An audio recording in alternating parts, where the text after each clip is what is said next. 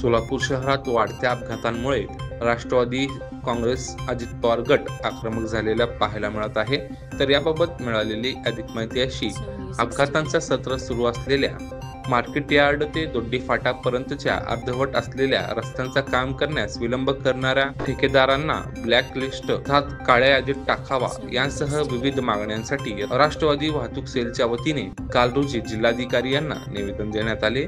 यावेळी वाहतूक सेल अध्यक्ष इरफान शेख, राष्ट्रवादी शहर उपाध्यक्ष शकील शेख, सरचिटणीस प्रज्ञासागर गायकवाड यांसह आदी पदाधिकारी आणि कार्यकर्ते मोठ्या संख्येने उपस्थित होते।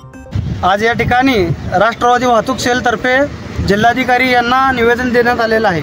सदर निवेदनात मार्केट यार्ड ते बोरामणीपर्यंतचा रखडलेला जो हायवे रोड आहे, सर्व्हिस रोड आहे व तिथे लाईट दिव्याची सोय नाही, विविध विषयांसंदर्भात आम्ही निवेदन दिलेलं आहे। 2007 पासून हा रोड आत्तापर्यंत पूर्ण झालेला नाही।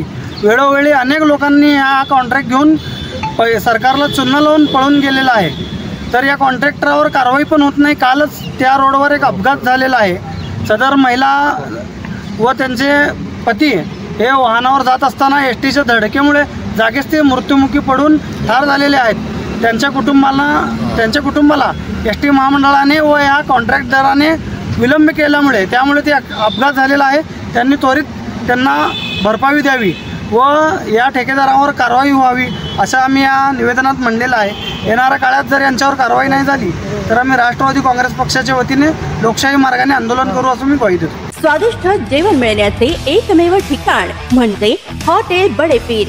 फॅमिलीसाठी खास सोय, पार्सलची सुविधा उपलब्ध। आमचा पत्ता लक्ष्मी मार्केट विजापूर वेस्ट, दुसरी शाखा मुस्लिम पाशापेठ, जिंदाशहा मदार चौक, सोलापूर। ताज्या घडामोडीसाठी पाहत रहा लोकराज्य न्यूज मराठी।